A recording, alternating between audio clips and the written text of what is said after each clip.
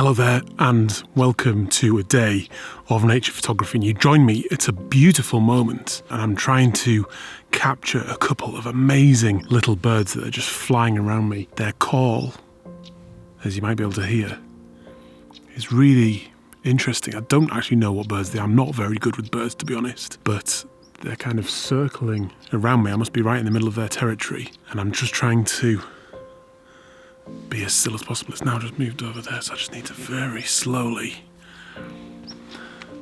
spin the camera around as best I can and just release it a bit.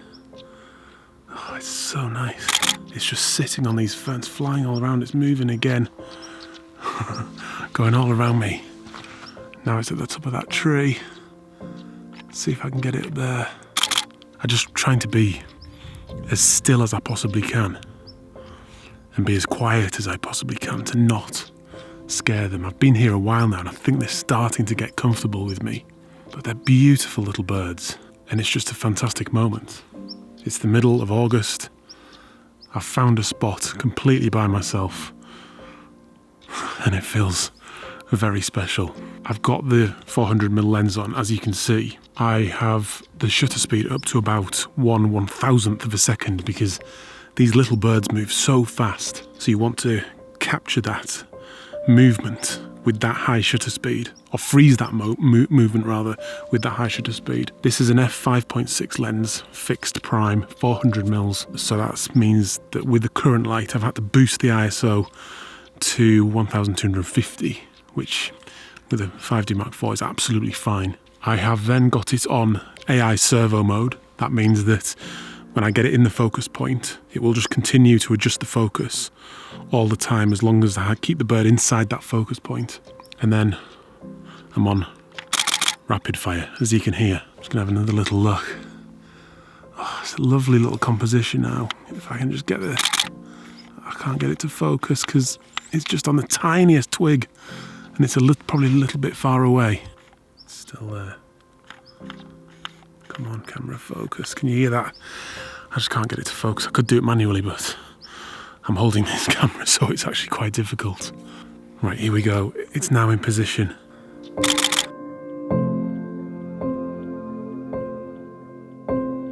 So I've just moved along a bit because I've got a really nice composition on a fern that it's been jumping onto. So I'm just kind of in position. I'm just going to get set up on that fern. And the reason I like it is because if it sits on that fern, I've got a beautiful blown out background with that bright green of that fern as its little perch. But then in the background, I've got this beautiful moorland and there is some heather just starting to flower. And it's giving a very subtle purpley pink colour to the background. So I think it's going to be a really nice image. He's moved off again.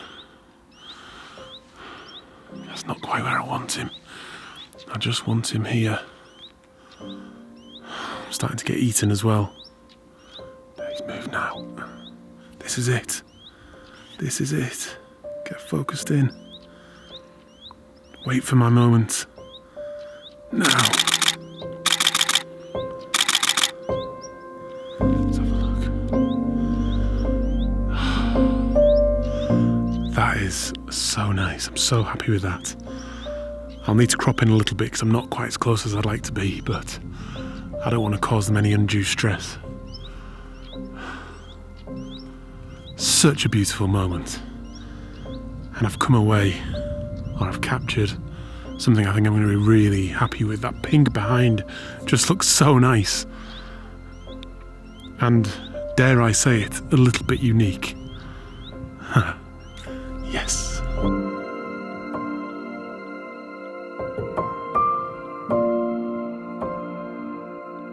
This is a new location that I'm exploring today. Not actually too far from where I live, less than an hour's drive, and it's just this beautiful lowland moor. It's a bit of a scouting trip, but I'm hoping it's going to provide a mixture of not just that wildlife, but also some beautiful landscapes. When I get into a new location though, I always have that slight mixture of excitement and anticipation, but also a little bit of nerves as well. Just stupid things like Will my car be locked in a car park when I get back, or just photographically, I guess? I don't want to miss an opportunity because I'm not sure where the sun sets. Yes, there are apps where you can figure all that out, but I haven't really done any planning today. I've just kind of turned up to see what I can see, and I don't want to miss anything. So yeah, it's all just quite exciting. Look at the heather, absolutely fantastic. And there's a little broken branch or falling tree over here, which looks quite interesting as well with a dark background. So let's go and check that out. So there it is. It's still alive. I'm completely out of breath because this floor is really difficult to walk on. It's got those clumps of little mounds that suggest that in the winter this would be totally under the water, or it'd be very boggy and difficult to get to. So let's spin around so you can see it. I'm sure there's something to be done with that. I'm sure there is. I just don't know what. Photographing trees just does not come naturally to me. I'm gonna have a little go though. I just need to find a good place to stand. It's so difficult. Whoa!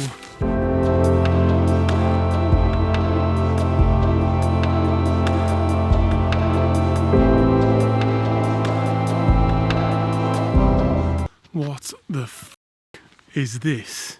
Check this out. What the f? Right, here we go.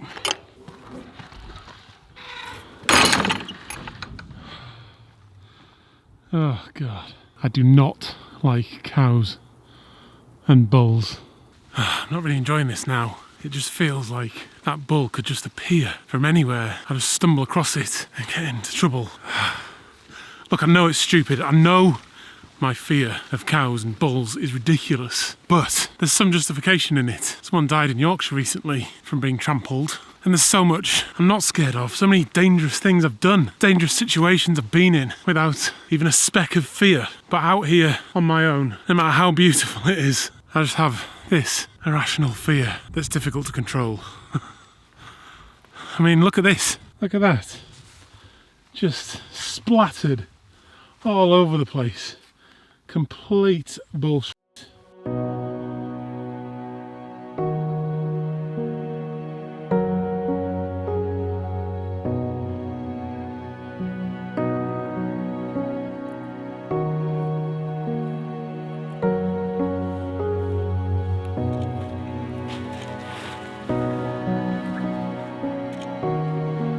So I was just laying down there a minute ago because I had a time lapse going pretty much in exactly this position, but I had it as a really wide angle pointing up to get as much of the sky in as possible. But as that time lapse was going along, the sun popped out from behind the cloud and we've just gone into the golden hour. It then hit those trees and it actually looked really quite beautiful. So I've decided to make a shot out of it because the heather that's just below this little copse of birch trees here, these silver birch trees, is looking pretty nice. It's starting to heather. There is a little bit of colour in there, not loads, but it'll be probably enough that I can pull it up a little bit in post. I've then angled the camera down a little bit, zoomed in, so I'm now filling the frame a bit more with those birch trees. There's some really quite interesting clouds going on behind the trees as well. So once that golden light comes back, hopefully as that cloud moves past, it's going to hit those birch trees and that will be my moment to capture it. Settings wise, I'm at f11, 1/50th of a second at the moment, but I might have to ride that shutter speed a little bit, speed it up a bit as the light gets more intense on the trees, ISO 100, and then I'm bracketing 2 stops either side to get all that dynamic range captured. I think it might turn out much nicer than I thought it was going to, but I'm now just waiting for the sun to come back and that will be my moment.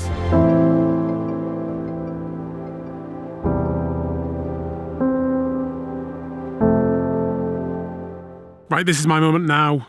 Nice warm light on those trees. I've changed up a little bit to put a gradient filter in there just to darken that sky off a bit, and I've also added some polarizer, so let's grab that. The polarizer is just to get a bit more contrast and detail in those clouds. It'll bring those blues out quite nicely as well, just sort of halfway because I don't want that really strong polarized look. But the light on those trees looks absolutely beautiful. I'm just going to shoot another one now. Let's have a look.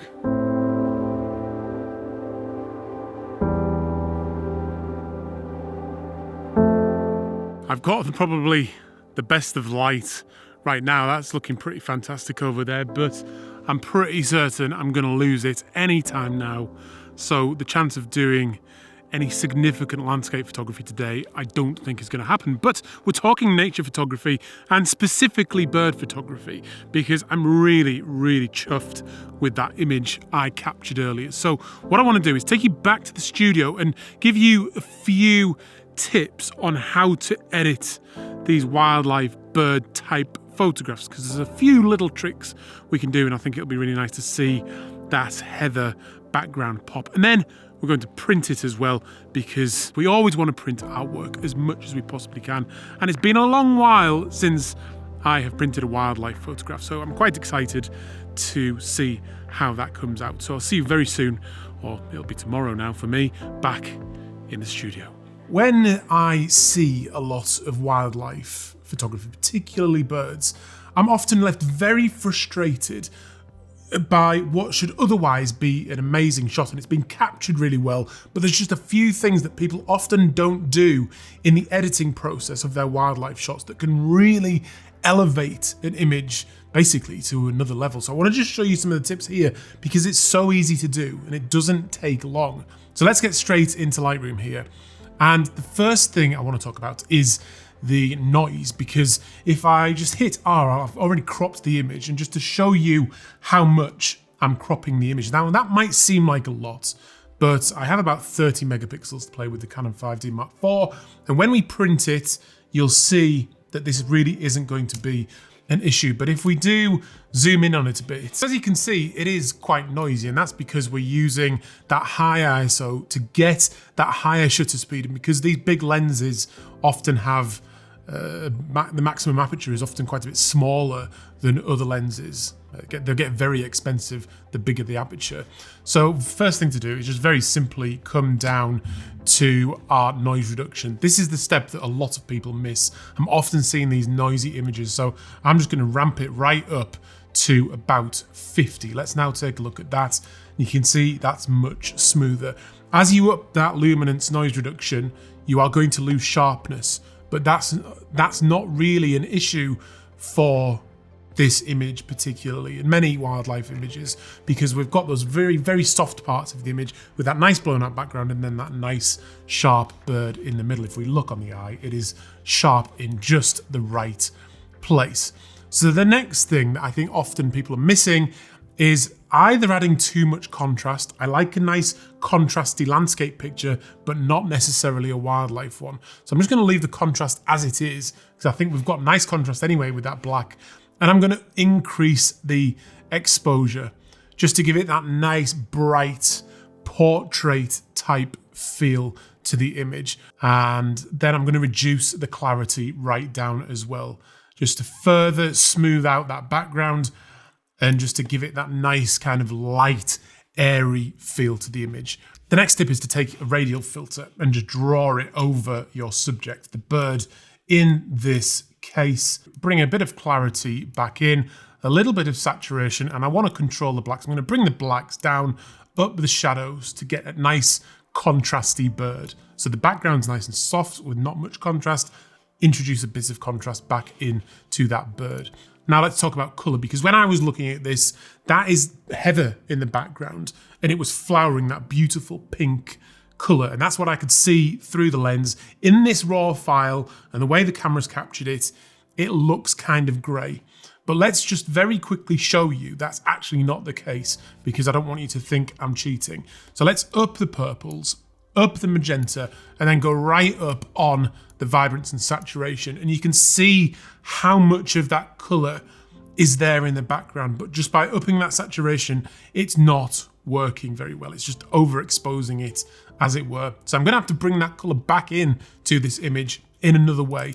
So let's just reset that and reset that. And then I'm going to take a brush, because that background's all over the place. I'm going to up that tint to about 50 to bring that magenta colour back in.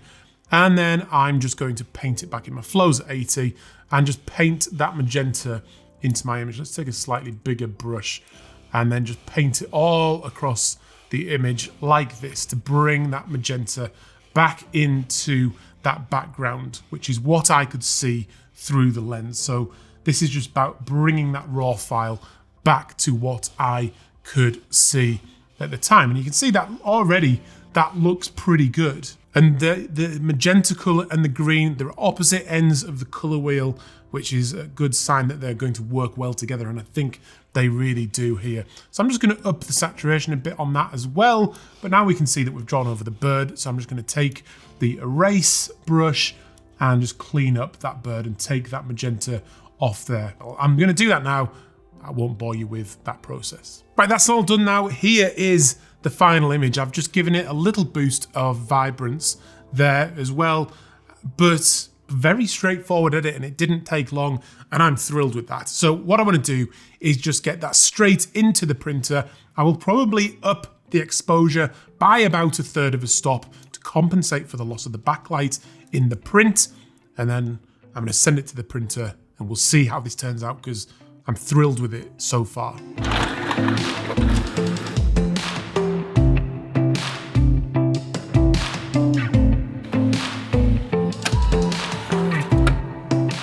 So here we go, and there it is. And I've got to say, I am absolutely thrilled with that. And when we look at it closely, that noise is almost non-existent. I've talked about that before in my other videos, that when you print, it's actually very forgiving of noise. It's still sharp and lots of detail, despite that heavy crop. If you've got a camera with a bigger megapixel reading, then it's going to be even better. But this is an A3 plus size print, and it looks absolutely great. The colours are fantastic. That heather background, I've managed to bring that back out. It looks fantastic, and I am absolutely thrilled with that image. Anyway, before we go, can you just please hit that notification bell? There's so many people who are not being notified of my videos at the moment. It's quite frustrating, so I don't want you to miss anything. Also, do check out the Raw Room, and there's loads more in-depth tutorials on there, including the Landscape Photography Masterclass. Anyway, I'll see you on another one very, very soon. I'm Adam. This is First Man Photography, out. It is hot today. So hot. It's about 30 degrees, I think. I've had to shut the windows and turn the fan off, so it's sweaty. See ya.